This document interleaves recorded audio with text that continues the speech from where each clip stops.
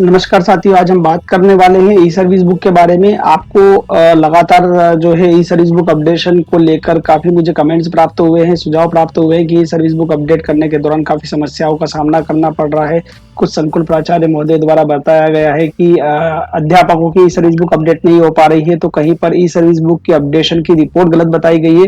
तो आज इस वीडियो में हम आपको सारी चीज़ें बता रहे हैं कि ई सर्विस बुक अपडेशन की रिपोर्ट आप कहां और कैसे देख सकते हैं। साथ ही आप अध्यापक संवर्ग, शिक्षक संवर्ग, सत्यापित और असत्यापित दोनों प्रकार की ई सर्विस बुक को अपडेट कैसे कर सकते हैं, नामांकन फॉर्म कैसे अपलोड कर सकते हैं।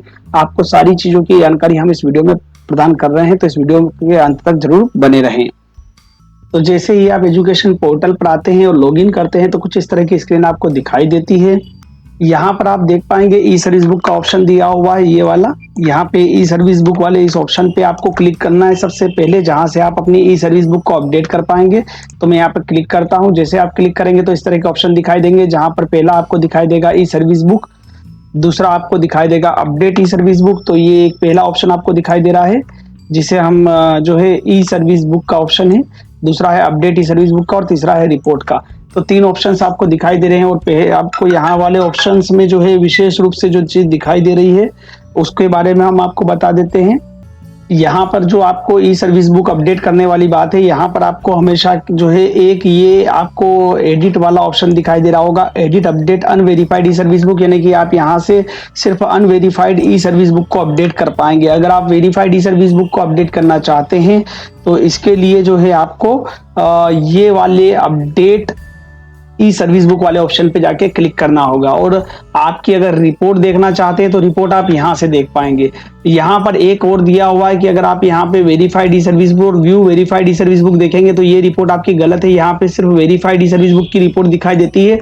क्योंकि वर्तमान में ई सर्विस बुक के अपडेशन का कार्य चल रहा है, इसलिए अभी जो सर्विस बुक है वो वेरीफाइड नहीं हो पाएगी। आपको सिर्फ और सिर्फ शुरुआती दौर में अभी सिर्फ अपडेट करना है। और अपडेट करने के दौरान जो 5 मई 2021 का जो लेटर है लोक शिक्षण संचालनालय का, उसका एक बार आप अध्ययन जरूर कर लें और समय समय पर जो निर्देश प्रसारित किए गए उनके अध्ययन कर लें। उनमें जिन चीजों को अपडेट करने का उल्लेख किया गया है उन सभी चीजों को आपको अपडेट करना अनिवार्य है। इसकी सूचना आप अपने संकुल या अपने विकास खंड अंतर्गत जितने भी कर्मचारी आते हैं शैक्षणिक संवर्ग के, उनको दे दें और उनसे इस बारे में बता दें स्पष्ट रूप से कि अपनी सर्विस बुक का स्पष्ट रूप से अध्ययन कर लें। और जहां भी उनको लगता है कि परिवर्तन की आवश्यकता है वो आप लिखित रूप में उनसे मैं दस्तावेज ले लेंगे और उसके बाद ई सर्विस बुक अपडेट करेंगे। दूसरी बात, ई सर्विस बुक अपडेट करने के दौरान आपको एक और चीज ध्यान रखना है कि जो ई सर्विस बुक आप अपडेट करेंगे एज इट इज आपके जो मूल सेवा पुस्तिका है वो भी अपडेट होना चाहिए। ऐसा नहीं है कि ई सर्विस बुक में आपने कोई एंट्री कर दी और आपकी मूल सेवा पुस्तिका में वो एंट्री ना हो। तो आपको मूल सेवा पुस्तिका के साथ साथ ई सर्विस बुक दोनों को एक अपडेट करना है साथ साथ में। और इन चीजों को अपडेट अप करने की प्रक्रिया हम आपको बता देते हैं। जैसे कि मैंने आपको बताया कि आप वेरीफाइड और अनवेरीफाइड दो तरह की ई सर्विस बुक अपडेट कर सकते हैं। तो चूंकि अध्यापक संवर्ग के लिए आपको अपडेट ई सर्विस बुक वाले ऑप्शन में जाना होगा, या ऐसी ई सर्विस बुक जो कि सत्यापित हो गई है वो यहाँ से आपकी जो है अपडेट होगी और जो नॉर्मल ई सर्विस बुक है वो यहाँ से अपडेट होगी। जनरली हम लोग यहाँ पर क्लिक करते हैं और यहाँ पर क्लिक करने के बाद हम लोग जो कर्मचारी हमारा है, जिस भी कर्मचारी का हम सर्विस बुक अपडेट करना चाहते हैं उन पे आप या तो यूनिक आईडी पे क्लिक करके अपडेट कर सकते हैं या फिर आप यहाँ पर सर्च करके कर सकते हैं।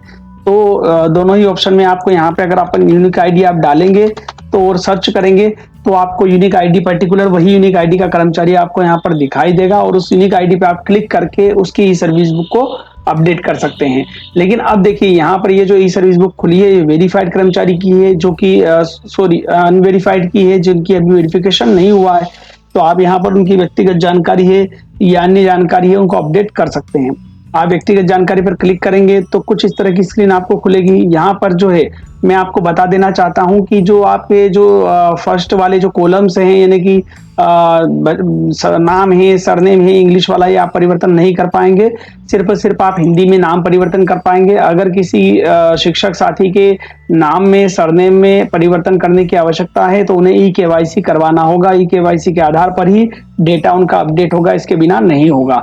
और ई केवाईसी संकुल और शिक्षक दोनों के स्तर पर किए जा सकते हैं। ई केवाईसी कैसे किया जाना है इसकी प्रक्रिया को जानने के लिए इस वीडियो के डिस्क्रिप्शन में हमने दूसरा वीडियो दे रखा है। अब दूसरी बात, अगर आप यहाँ पर जैसे ही क्लिक करते हैं और उस क्लिक करने के दौरान अगर आपको, जैसे मान लीजिए यहाँ पे क्लिक करते हैं और क्लिक करने के दौरान अगर आपको अपना सर्विस ये जो नेक्स्ट पेज नहीं खुल रहा है, तो इसके बारे में मैंने आपको वीडियो के डिस्क्रिप्शन में दे रहा हूँ। वहाँ पे दूसरा वीडियो हमारा है जिसमें आपका पॉपअप ब्लॉक होने की वजह से समस्या आती है, तो उसको आप देख लें जिससे कि आप यहाँ स्टेज तक पहुँच जाएंगे। यहाँ पर जो सामान्य जानकारियां हैं वो आप अपडेट करें। जो भी जानकारी अपडेट करने के लिए संबंधित शिक्षक ने आपको आवेदन दिया है उसके अनुसार आप यहाँ पर जानकारी अपडेट कर सकते हैं। और यहाँ पर जैसे आप अपडेट करेंगे, याद रखें स्टार लगे हुए कॉलम को अपडेट करना अनिवार्य है। आप देख पा रहे होंगे ये इतने कॉलम्स पे स्टार लगे हुए हैं।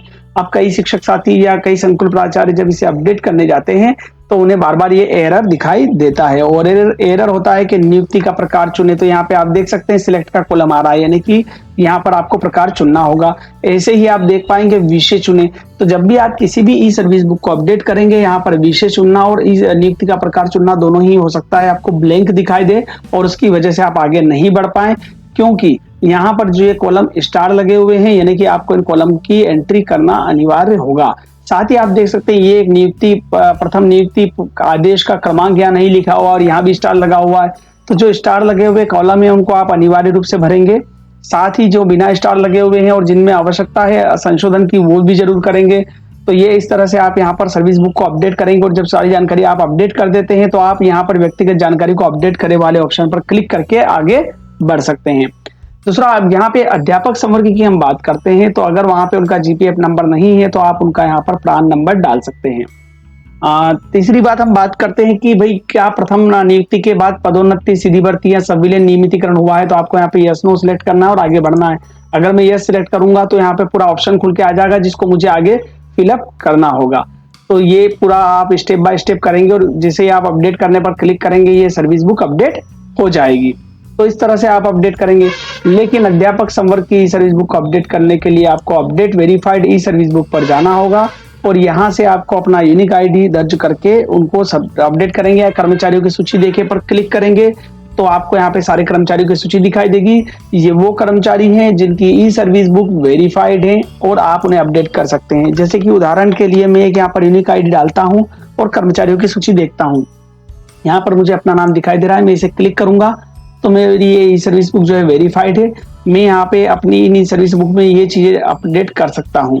अगर मेरे पास यहाँ पे अपडेट नहीं है तो मैं व्यक्तिगत जानकारी पे क्लिक करूंगा तो व्यक्तिगत जानकारी का एक पॉपअप खुल के मेरे सामने आ जाएगा और यहाँ पे मुझे जो भी अपडेट करना है मैं वहाँ पे उसे अपडेट कर सकता हूँ। आप देख पा रहे होंगे जानकारी भरी हुई है, स्टार लगे हुए हैं।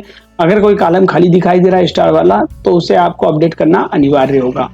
अब यहाँ पर आप देखेंगे कि जो जानकारियां भरी हुई है इनमें कोई परिवर्तन की आवश्यकता है तो आप परिवर्तन कर सकते हैं, अदरवाइज आपको इनको एज इट इज रहने देना है। और यहाँ पर व्यक्तिगत जानकारी को अपडेट करे वाले ऑप्शन पर जैसे ही क्लिक करेंगे तो इस तरह से आपको स्क्रीन पर दिखाई देगा कि भाई आपका personal detail of e service book has been saved successfully. तो ये यहाँ पे सेव्ड हो गई है। तो आप इस तरह से जो है ई सर्विस बुक अपडेट कर पाएंगे। तो अब अगर आपको ई सर्विस बुक अपडेट करने में कोई परेशानी आती है तो आप हमें कमेंट बॉक्स में कमेंट भी कर सकते हैं। अब आप देखेंगे यहाँ पे वेरीफाइड ई सर्विस बुक ही यहाँ से हम अपडेट कर पाएंगे। तीसरा है रिपोर्ट का ऑप्शन। अगर आपके संकुल में कितनी ई सर्विस बुक है और कितनों का अपडेशन करना है उसकी रिपोर्ट सिर्फ और सिर्फ आपको यहाँ से मिलेगी। आप यहाँ डीडीओ वाइज ई सर्विस बुक पे जाएंगे और अपना डिस्ट्रिक्ट चुनेंगे। तो जैसे ही आप अपना डिस्ट्रिक्ट चुन के सर्च करेंगे आपको अपने डीडीओ की जानकारी दिखाई देगी, आप देख पा रहे हैं। तो ये आपने यहाँ पे जो सर्च में डीडीओ का कोड डाला है और सर्च करा है तो उससे सर्च होके आपकी आ जाती है। बाकी आपको यहाँ पर अन्य जितने भी आपके संकुल हैं या जो डीडीओ है उनकी डिटेल आपको दिखाई दे रही है। तो आप अपने डीडीओ की डिटेल देखने के लिए आप जब अपने संकुल का कोड डालेंगे या डायरेक्टली आपको अपने ही डीडीओ की डिटेल भी दिखाई देती है। जैसे 314 एम्प्लॉइज में से आप देख सकते हैं 46 लोगों की सर्विस बुक अपडेट हुई है, यानी काफी संख्या में अपडेट होना अभी शेष है।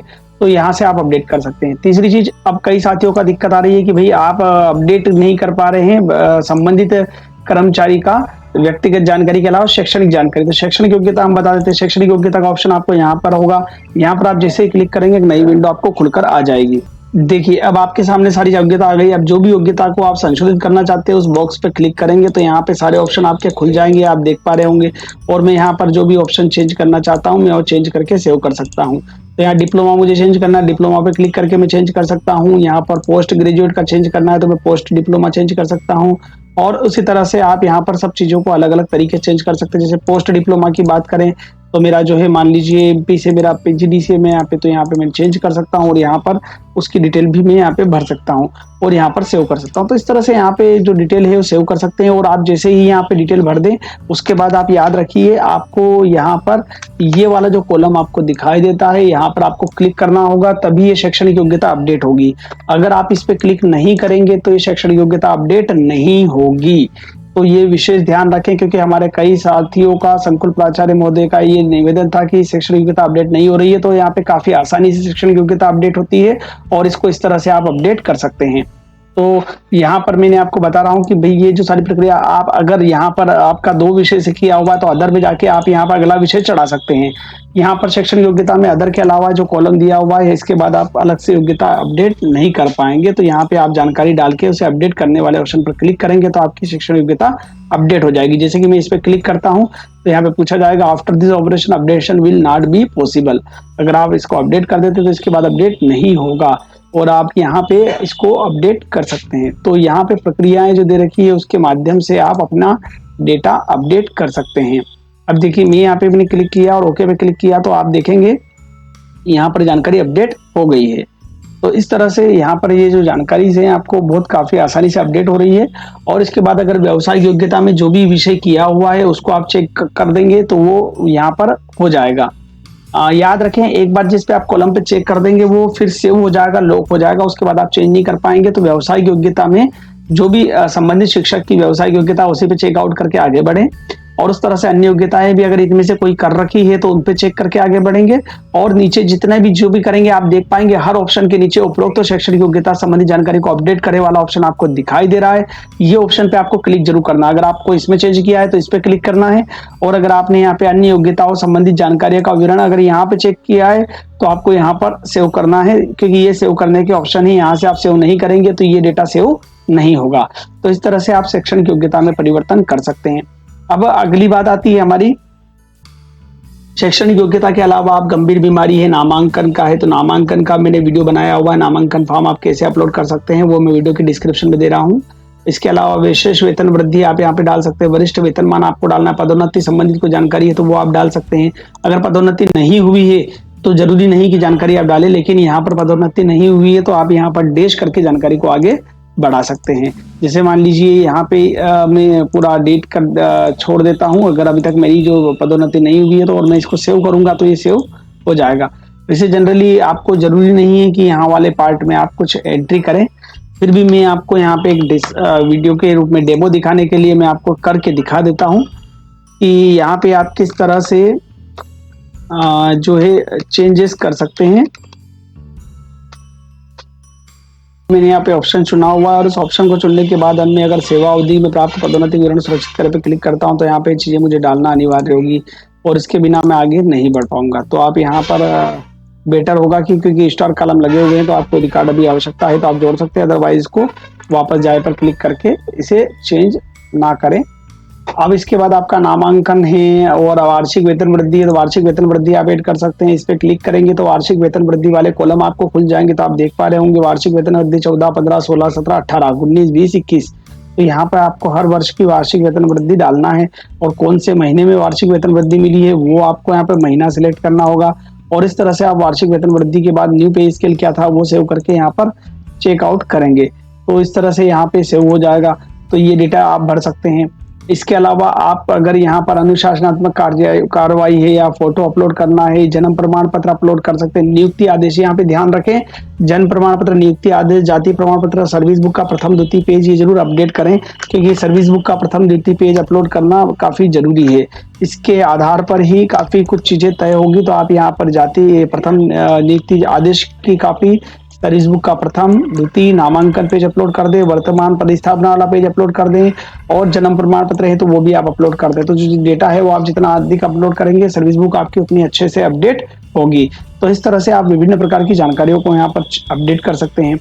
एक और चीज मैं आपको यहाँ पर बता देना चाहता हूँ, कई साथियों का एक और है कि शैक्षणिक योग्यता के बाद वो जो है विषय चेंज करना चाहते हैं। व्यक्तिगत जानकारी में आप क्लिक करेंगे मान लीजिए तो अब आप विषय चेंज करना चाहते हैं कि किस विषय में आपकी नियुक्ति है तो आपको यहाँ पर विषय दिखाई दे रहा होगा।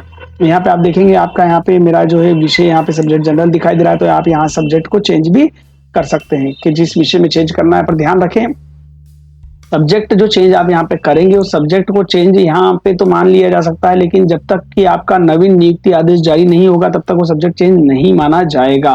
तो आप जो भी यहाँ पर सब्जेक्ट चेंज करें उसके संबंध में आवश्यक दस्तावेज सहित नस्ती जो है अपने जिला शिक्षा अधिकारी कार्यालय में जरूर जमा करें, ताकि वहां से वो नस्ती के आधार पर आपका नियुक्तिकर्ता अधिकारी के द्वारा जो है नियुक्ति आदेश पारित किया जा सके, क्योंकि वो नियुक्ति आदेश आपका अनिवार्य होगा। तो इस तरह से आप काफी कुछ चीजें इसमें अपडेट कर सकते हैं। रिपोर्ट आप यहाँ से देख सकते हैं, चेक लिस्ट आप देख सकते हैं कि कितने कर्मचारी आपके ऐसे हैं जिनको first and present posting order जो है अपलोड किया हुआ है। तो आप यहाँ पे देखो चेक लिस्ट में first and present appointment for all employees except संविदा शिक्षक।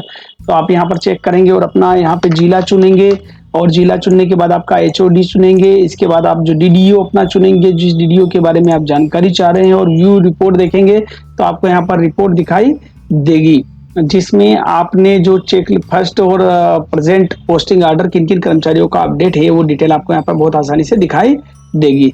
ऐसे ही आप यहाँ पर चेक लिस्ट के माध्यम से चेक कर सकते हैं। दूसरा चेक मैं आपको बता देता हूँ कि यहाँ रिपोर्ट में और चेक लिस्ट के अलावा यहाँ पे क्वालिफिकेशन डिटेल चेक कर सकते हैं, एम्प्लॉय डिटेल चेक कर सकते हैं। यहाँ पे सबसे इंपॉर्टेंट पार्ट है, अगर आप चेक करना चाहते हैं तो कि भाई कौन कौन से डॉक्यूमेंट आपने कर्मचारियों के अपलोड कर दिए हैं, तो ये अपलोड डॉक्यूमेंट यहाँ पे स्टेटस चेक कर सकते हैं। और अगर आप चाहते हैं कि भाई एम्प्लॉय की डिटेल की डाटा एंट्री का स्टेटस देखें, तो डाटा एंट्री का स्टेटस देखने के लिए आप यहाँ जा सकते हैं। तो मैं यहाँ से डाटा एंट्री का स्टेटस आपको दिखा देता हूँ कि यहाँ पे कितनी डाटा एंट्री अभी तक हुई है। तो यहाँ पे आप जाएंगे, यहाँ से फिर से अपना डिस्ट्रिक्ट चुनेंगे। डिस्ट्रिक्ट चुनने के बाद आपका जो है हेड ऑफिस चुनेंगे। उसके बाद आपके प्रिंसिपल का नाम चुनेंगे या संकुल का जिससे आप लॉगिन हैं या जिसकी आप रिपोर्ट देखना चाहते हैं। तो यहाँ के माध्यम से जैसे कि आप इसको चेक करके खोलेंगे तो आपको यहाँ पर दिखाई देगा। ये देख सकते हैं आप, इस फाइल को आप डाउनलोड भी कर सकते हैं और बड़ा भी कर सकते हैं।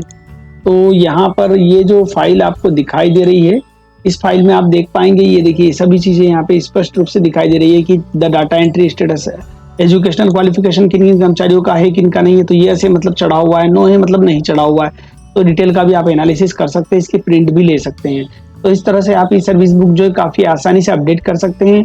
और जितनी जल्दी आप ई सर्विस बुक अपडेट करेंगे उतनी जल्दी जो है नई प्रक्रिया काफी आसानी से चालू होगी, और ये अंतिम अवसर है ई सर्विस बुक अपडेट करने का। इसके बाद ई सर्विस बुक अपडेट करने का ऑप्शन भविष्य में कब खोला जाएगा ये भी क्लियर नहीं है, और इसी के आधार पर कर्मचारियों की ग्रेडेशन लिस्ट जारी होगी, और ग्रेडेशन लिस्ट के साथ प्रमोशन और अन्य चीजें भी इसी से होना है। तो कृपया करके इस चीज पर विशेष ध्यान दें और ई सर्विस बुक को अपडेट जरूर कर लें। अगर आपको इस वीडियो को देखने के बाद भी कोई तकनीकी समस्या आ रही हो या ई सर्विस बुक अपडेट करने में कोई परेशानी आती हो तो आप हमें कमेंट बॉक्स में कमेंट कर सकते हैं, और ताकि हम आपके प्रश्नों का जवाब दे पाएं। धन्यवाद। नमस्कार, आप देख रहे हैं डिजिटल एजुकेशन पोर्टल का यूट्यूब चैनल। अगर आपको हमारा वीडियो अच्छा लगा हो तो कृपया लाइक करें, शेयर करें, कमेंट करें और हमारे चैनल को सब्सक्राइब करना ना भूलें।